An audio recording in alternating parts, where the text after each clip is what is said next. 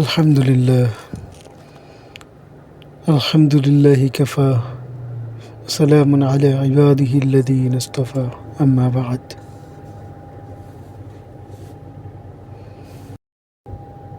আজকে গুরুত্বপূর্ণ একটা হাদিস নিয়ে আলোচনা করব। প্রত্যেকটা মানুষ জীবনে এমন একটা জীবন চায় যে জীবনে তার কোনো টেনশন থাকবে না, তার রিজিকের কোনো অভাব থাকবে না, দুশ্চিন্তাগ্রস্ত থাকবে না, কেউ তাকে কষ্ট দিবে না কিংবা সেও কাউকে কষ্ট দেবে না। নিশ্চিন্ত একটা জীবন প্রত্যেকটা মানুষের আশা। আমি আজকে সেই কিছু ফর্মুলা নিয়ে আলোচনা করব, যে ফর্মুলাগুলো আমাদের প্রিয় হাবিব সাল্লাল্লাহু আলাইহি ওয়াসাল্লাম তিনি আমাদেরকে জানিয়ে গিয়েছেন। আর রাসূলুল্লাহ সাল্লাল্লাহু আলাইহি সাল্লামের যে সত্যবাদী আসমান আর জমিনের মধ্যে কেউ নেই। ওনার প্রত্যেকটি বাণী পৃথিবীবাসী যারা আল্লাহকে মানে কিংবা মানে না, যারা বিজ্ঞান পূজারী, যারা দেবতা পূজারী, কেউ আজ পর্যন্ত আমার প্রিয় হাবিবের একটি বাণীকেও মিথ্যা প্রমাণিত করতে পারেনি। কিন্তু আমল করুক আর না করুক তাতে কিছুই আসা যায় না। আসুন আমরা সেই ফর্মুলাগুলো নিয়ে আলোচনা করি। প্রিয় হাবিব সাল্লাল্লাহু আলাইহি সাল্লামের একজন খুবই ঘনিষ্ঠ একজন সাহাবীর নাম আবু হুরায়রা রাদিয়াল্লাহু তাআলা আনহু। যে আবু হুরায়রা রাদিয়াল্লাহু তাআলা আনহু ক্ষুধার যন্ত্রণায় কাতর হয়ে আয়েশা রাদিয়াল্লাহু তাআলা আনহার হুজরার সামনে পড়ে থাকতেন। মানুষ তাকে পাগল উম্মাদ মনে করে ঘাড়ে পা রাখত, আর তিনি বলতেন, আমি উম্মাদ নই, আমি তো ক্ষুধার তাড়নায় বেহুশ হয়ে গিয়েছি। কিন্তু দিনের কোনো একটি বিধান, কোনো একটি হাদিস, কোনো একটি বাণী তার চক্ষুগোচর হয়নি। সে আল্লাহ রসুল থেকে শোনেনি, সে উম্মতের খায়রের জন্য সে প্রচার প্রসারের কাজ করেনি। এমনটা পাওয়া খুব কঠিন। সে আবু হুরায়রা রাদিয়াল্লাহু তাআলা আনহু বলেন, আমার হাবিব সাল্লাল্লাহু আলাইহি ওয়াসাল্লাম একদিন বললেন, তোমাদের মধ্যে এমন কে আছে যে কতগুলো বাক্য আমার নিকট হতে গ্রহণ করবে, অতঃপর সে নিজে আমল করবে এবং অথবা এমন কোনো ব্যক্তিকে শিখিয়ে দেবে যে তার উপর আমল করবে। আমি বললাম, লাব্বাইকা ইয়া রাসূলুল্লাহ, আমি সেই ব্যক্তি যে আপনার এই বাণীগুলো, কথাগুলো গ্রহণ করার জন্য তৈরি আছি, নিজে আমল করার জন্য তৈরি আছি, পৌঁছে দেওয়ার জন্য প্রস্তুত আছি। লাব্বাইকা ইয়া হাবিবাল্লাহ। প্রথমে একটা জিনিস লক্ষ্য করেন, কতটা আগ্রহ নিয়ে আবু হুরায়রা রাদিয়াল্লাহু তাআলা আনহু সেই অভাব অনটনের সময়, পেটে ক্ষুধা, শরীর দুর্বল, শরীর কাজ করে না, মাথা কাজ করে না, কিন্তু হুজুর সাল্লাল্লাহু আলাইহি সাল্লামের ডাকে সর্বপ্রথম হাত তুলে দাঁড়িয়ে গেলেন, আমি সেই ব্যক্তি ইয়া রাসূলুল্লাহ, আমি সেই ব্যক্তি যে আপনার বাণীকে গ্রহণ করা, আমল করা, পৌঁছে দেওয়ার জন্য তৈরি আছি। এজন্য তো আল্লাহ রাসূল সাল্লাল্লাহু আলাইহি সাল্লাম বলেছেন, আমার সাহাবীরা এক একটা নক্ষত্র তুল্য। তোমরা যাকে অনুসরণ করবে সেই অনুসরণ তোমাদেরকে হেদায়েত প্রাপ্ত করবে। তখন আল্লাহ রাসূল সাল্লাল্লাহু আলাইহি সাল্লাম বললেন, আবু হুরায়রার হাতটা ধরলেন, আখাযা ইয়াদা, উনি আমার হাতকে ধরলেন। কত সৌভাগ্যবান ব্যক্তি, কত মর্যাদাবান ব্যক্তি, যার হাত ধরে আল্লাহ রাসূল সাল্লাল্লাহু আলাইহি সাল্লাম বললেন, আবু হুরায়রা, আমি তোমাকে 5টি জিনিস বলে যাচ্ছি, এই 5টি জিনিসকে তুমি সংরক্ষণ করবে। এক নম্বর বলতেছেন, ইত্তাকিল মাহারিম তাকুন আবদান নাস। এ আবু হুরায়রা, তুমি সর্ব অবস্থায় জ্ঞানে সজ্ঞানে জেনে বুঝে না জেনে কোনো অবস্থাতে আল্লাহ তাআলার হারাম সীমানার মধ্যে প্রবেশ করবে না। আল্লাহর হারামকে ভয় করবে, হারাম থেকে বেঁচে থাকবে। তুমি হবে পৃথিবীর সবচেয়ে বড় ইবাদত গুজার ব্যক্তি। আজকে আমাদের সমস্যা হচ্ছে, আমরা আল্লাহ তাআলার হারাম সীমানার অনেক দূরে চলে গেছি, ইবাদতও করছি। এই জন্য প্রথম সমস্যা হচ্ছে আমাদের ইবাদতের ইখলাস নষ্ট হয়ে যাচ্ছে। ইবাদত আসমান পর্যন্ত পৌঁছাচ্ছে না, আমাদের দোয়াগুলো কবুল হচ্ছে না। আমরা জাতির জন্য মুক্তির জন্য দোয়া করি, মেহনত করি, মেহনতগুলো ফলশ্রুত হচ্ছে না। তাই আমার ভাই, প্রথম কাজ হচ্ছে আল্লাহ তাআলার সমস্ত হারাম বিষয়কে সম্মান করা এবং হারাম থেকে বেঁচে থাকার জন্য মুজাহাদা করা। তাহলে আমি হব পৃথিবীর সবচেয়ে উত্তম ইবাদত গুজার ব্যক্তি। 2 নম্বর, রাসূলুল্লাহ সাল্লাল্লাহু আলাইহি সাল্লাম বলতেছেন, ওয়ারদু বিমা কাসামাল্লাহু লাক তাকুন আগনান নাস। হে আবু হুরায়রা, তোমার তাকদীরে যে বিষয় আল্লাহ তাআলা লিখে রেখেছেন, তুমি তাকদীরের বন্টনের ব্যাপারে সব সময় সন্তুষ্ট থাকবে। হতে পারে কখনো তোমার দিল কিছু চেয়েছে, কিন্তু আল্লাহ তাআলা তোমার জন্য এটা মঙ্গল মনে করে নাই, এজন্য তোমার তাকদীরে রাখে নাই। তুমি অনেক সম্পদের অংশীদারি হতে চাও, ইজ্জতের অংশীদারি হতে চাও, কিন্তু আল্লাহ রাব্বুল আলামিন তোমার মঙ্গল অন্য কোথাও রেখেছেন। তাই তাকদীরের উপর তুমি সর্বাবস্থায় সন্তুষ্ট থাকবে, তাকদীরের প্রতি কখনো অভিযোগ করবে না। রাসূলুল্লাহ সাল্লাল্লাহু আলাইহি সাল্লামের একটি সেই বিখ্যাত হাদিস, তিনি বলতেছেন, তুমি ততক্ষণ পর্যন্ত মুমিন হতে পারবে না, তুমি ততক্ষণ পর্যন্ত মুমিন হতে পারবে না, তুমি ততক্ষণ পর্যন্ত মুমিন হতে পারবে না। একবার বলাই যথেষ্ট ছিল, তিনি 3 বার এই কথাটি বললেন। এটা যেন একটা ভয়ঙ্কর হুঁশিয়ারি হয়ে যাচ্ছে। তিনি বলেন, যতক্ষণ না তুমি তোমার তাকদীরের ভালো এবং মন্দ উভয় বিষয়ের প্রতি সন্তুষ্ট না থাকবে, ততক্ষণ পর্যন্ত তুমি মুমিন হতে পারবে না। এখানে রাসূলুল্লাহ সাল্লাল্লাহু আলাইহি সাল্লাম বলতেছেন, তুমি তাকদীরের বন্টনের ব্যাপারে সম্পূর্ণ সময় সন্তুষ্ট থাকবে, এতে তুমি হবে মানুষের মধ্যে সর্বাপেক্ষা ধনী ব্যক্তি।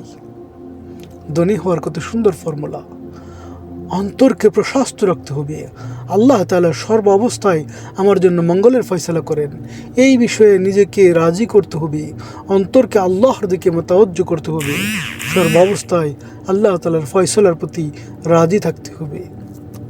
তাকদীর এমন একটা বিষয়, আপনি যতই কমপ্লেন করেন, এটা পরিবর্তন হওয়ার মতো নয়। কেবলমাত্র নেক আমল আর দোয়ার মাধ্যমে এই তাকদীরকে আল্লাহ তাআলা থেকে, তাকদীরের ঈশ্বর থেকে, তাকদীরের মন্দ বিষয় থেকে আল্লাহর কাছে আশ্রয় প্রার্থনা করে কেবলমাত্রই বাঁচা যায়। এই জন্য তাকদীরের প্রতি সন্তুষ্ট থাকতে হবে, বলতে হবে, আয় আল্লাহ, আপনি আমার তাকদীরের মধ্যে যা রেখেছেন সব কিছু আমার জন্য মঙ্গলকর। আল্লাহ, কিন্তু আমি তো অসুস্থতার মতো এই সুন্দর ফয়সালার প্রতি সহ্য করতে পারি না। আল্লাহ, আমি তো দুর্বল ইমানের মানুষ। আল্লাহ, আমাকে অসুস্থতা থেকে সুস্থতার নিয়ামতে পরিবর্তন করে দিন। আল্লাহ, আমি অভাবের নিয়ামতকে সহ্য করতে পারি না। আল্লাহ, এটা আমার জন্য কাম্য নয়। আল্লাহ, আপনি আমাকে এই অভাবের নিয়ামতকে আপনি সম্পদশালীর নিয়ামতে পরিবর্তন করে দিন। এতটুকু সম্পদ আমাকে দিন যেন আমার অভাব দূর হয়ে যায়। সুবহানাল্লাহ। আল্লাহ তাআলা আমার জন্য, আপনার জন্য উত্তম সম্পদের, হালাল সম্পদের ব্যবস্থা করুন। আমিন। তারপরে রাসূলুল্লাহ সাল্লাল্লাহু আলাইহি সাল্লাম বলতেছেন, আহসিন ইলা জারিক তাকুন মুমিনা। আফসোস, আজকে সমাজ ব্যবস্থা, পরিবার ব্যবস্থা এত নষ্ট হয়ে গেছে যে প্রতিবেশী ক্ষুধার্ত থাকে, প্রতিবেশী ঈদের কাপড় দিতে পারে না সন্তানদের, ভালো মন্দ খেতে পারে না, বা দ্রব্যমূল্যের বাজার এত ঊর্ধ্বগতিতে চলে গেছে যে একজন মানুষ সারাদিন কর্ম করেও সে হালাল খাবারের জন্য পরিবারের মুখে খাবার তুলে দেওয়া, কাপড় তুলে দেওয়ার, সুস্থ স্বাস্থ্য ব্যবস্থার করা তার জন্য অত্যন্ত কঠিন হয়ে গেছে। কিন্তু এমনও রয়েছে যে অন্য প্রতিবেশী প্রতিদিন ভালো খায়, ভালো কাপড় পরে, আনন্দ উল্লাসে জীবনযাপন করে, কিন্তু প্রতিবেশীর কোনো খবর নেয় না। রাসূলুল্লাহ সাল্লাল্লাহু আলাইহি সাল্লাম বলেন, যদি তুমি মুমিন হতে চাও, তোমার ফর্মুলা হচ্ছে তুমি তোমার প্রতিবেশীর খবর নেও। তুমি তোমার প্রতিবেশীর খবর নেও, প্রতিবেশীর সাথে সদ্ব্যবহার করো, তুমি হবে পরিপূর্ণ মুমিন। পরিপূর্ণ মুমিন তুমি ততক্ষণ পর্যন্ত মুমিন হতে পারবে না, লা ইউমিনু আহাদুকুম হাত্তা, তুমি ততক্ষণ পর্যন্ত মুমিন হতে পারবে না যতক্ষণ না তুমি তোমার প্রতিবেশীর সাথে সদ্ব্যবহার না করবে। ওয়াহসিন ইলা জারিক, তুমি তোমার প্রতিবেশীর সাথে সদ্ব্যবহার করো। আমার ভাই, আমাদের 3 নম্বর ফর্মুলা হচ্ছে প্রতিবেশীর সাথে আমাকে এমন সুন্দর ব্যবহার করতে হবে, প্রতিবেশীর প্রত্যেকটা হক আদায় করতে হবে, সেজন্য আমার দ্বারা কষ্ট না পায় এমন কাজ করতে হবে। তার সব সময় সে কষ্ট দেখ আমাকে, আমি তার কষ্টগুলো সহ্য করে নিয়ে তাকে বুঝিয়ে দেব, তোমার কষ্টতে আমি ক্লান্ত নই, বরং আমি তোমার মঙ্গলকামী। একদিন আল্লাহ তাআলা তার ওই ঘৃণাকে ভালোবাসায় পরিবর্তন করে দেবেন। সমাজের ভ্রাতৃত্ব আবার ফিরে আসবে, সেই হারানো দিনগুলো আবার ফিরে আসবে, যখন প্রতিবেশীদের সাথে হাস্য উজ্জ্বল চেহারায় মানুষ মিলিত হতো, সকাল সন্ধ্যা দেখা হতো, কোলাকুলি করতো, সালাম দিত। আল্লাহ তাআলা আমাদের সেই ঐতিহ্যকে আবার মুসলিম ভ্রাতৃত্বকে ফিরিয়ে দিন, আমিন। 4 নম্বর বলতেছেন, ইয়া রব্বি আল্লাহুম্মা সাল্লি ওয়া সাল্লিম আলা নাবিয়িনা মুহাম্মদ। তিনি বলতেছেন, ওয়াহিব্বা লিন-নাস মা তুহিব্বু লিনাফসিক তাকুন মুসলিমা। আয় আমার ভাই, তুমি যদি নিজেকে মুসলিম হিসেবে দাবি করো, তুমি যদি কিয়ামতের দিন আল্লাহ তাআলার সামনে মুসলিম অবস্থায় দাঁড়াতে চাও, 4র্থ নম্বর ফর্মুলা হচ্ছে তুমি নিজের জন্য যা পছন্দ করবে, তুমি তোমার ভাইয়ের জন্য, তোমার ভালো মানুষের জন্য, তোমার প্রতিবেশীর জন্য, মুসলিম ভাইয়ের জন্য ঠিক ততটুকু পছন্দ করবে। তুমি যে ভালো পোশাক পছন্দ করো, তুমি ভালো খাবার পছন্দ করো, ইজ্জত সম্মান পছন্দ করো, কেন তুমি তোমার ভাইয়ের জন্য পছন্দ করছো না? অথচ তুমি তোমাকে নিজে মুসলিম হিসেবে দাবি করছো। না না না, পশ্চিমকালে হতে পারে না। তুমি তোমার ভাইয়ের জন্য তাই পছন্দ করবে, তুমি নিজের জন্য যা পছন্দ করো, তাহলে তুমি হবে একজন পরিপূর্ণ মুসলিম। আমার ভাই, এই ফর্মুলাটা অত্যন্ত জরুরি। আমি যদি আল্লাহর সামনে মুসলিম হিসেবে দাঁড়াতে চাই, তাহলে আমাকে আমার ভাইয়ের জন্য যতটুকু পছন্দ করতে হবে যা আমি আমার নিজের জন্য পছন্দ করি। হ্যাঁ, আমি আমার জন্য ভালো খাবার পছন্দ করি, ঠিক ওই পরিমাণে না পারি, কিন্তু আমার ভালোবাসা আমার ভাইয়ের জন্য এইভাবে থাকবে, যখনই তার কোনো সমস্যা হবে, আমি যেন আমার ভাইয়ের সমস্যাকে নিজের সমস্যা বানিয়ে নেই, তার ক্ষুধার্তকে নিজের ক্ষুধা বানিয়ে নেই, তার অন্ন বস্ত্রের ব্যবস্থাকে আমার দায়িত্ব বানিয়ে নেই। তাহলে সামাজিক ব্যবস্থা এত সুন্দর হবে, মানবতা এত সুন্দর হবে যে দেখবে মুসলমান কিভাবে নিজের জান মাল দিয়ে আপনার ভাইয়ের হেফাজত করছে, ভাইয়ের ইজ্জত রক্ষা করছে, সম্মান রক্ষা করছে। তাহলে কিয়ামতের দিন আল্লাহ তাআলা মুসলমান হিসেবে আমাদেরকে আল্লাহ তাআলার সামনে দাঁড়ানোর সুযোগ দিবেন। 5 নম্বর যে গুরুত্বপূর্ণ কথাটি রাসূলুল্লাহ সাল্লাল্লাহু আলাইহি সাল্লাম বলেছেন, ওয়ালা তুকসিরুদ দাহিক ফাইন্না কাসরাতুদ দাহিক তুমিতুল কলব। আমার ভাই, আজকে পৃথিবীতে হাসি তামাশার জন্য কত আয়োজন, টিকটক, সোশ্যাল মিডিয়া, নাট্যমঞ্চ, যাত্রাপালা, টিভি সিরিয়াল, সব জায়গায় শুধু ফানি ভিডিও, হাসো হাসো, হাসতে থাকো, অন্তর ভালো থাকে। অথচ রাসূলুল্লাহ সাল্লাল্লাহু আলাইহি সাল্লাম বলছেন, কখনো বেশি হাসবে না, বেশি হাসা থেকে বিরত থাকবে। তিনি এমনও বলেছেন, যদি আমি যা জানি তোমরা যদি তা জানতে, তাহলে খুব কম হাসতে, বেশি কান্না করতে, খুব কম হাসতে, বেশি কান্না করতে। আল্লাহ রসুল এটাই বুঝাতে চেয়েছেন, মৃত্যু খুব নিকটে, শাহাদাতের কাছে, তোমার রগের চেয়েও নিকটে, তোমার দৃষ্টি শক্তির চেয়ে নিকটে মৃত্যু অবস্থান করছে। কবরের মাটি তোমাকে প্রতিদিন ডাকছে। হ্যাঁ, হাসরের ময়দান তোমার জন্য অপেক্ষা করছে, সিরাত তোমার জন্য অপেক্ষা করছে, জাহান্নামের জান্নাতের ফয়সালা তোমার জন্য অপেক্ষা করছে। তুমি কিভাবে হাসো?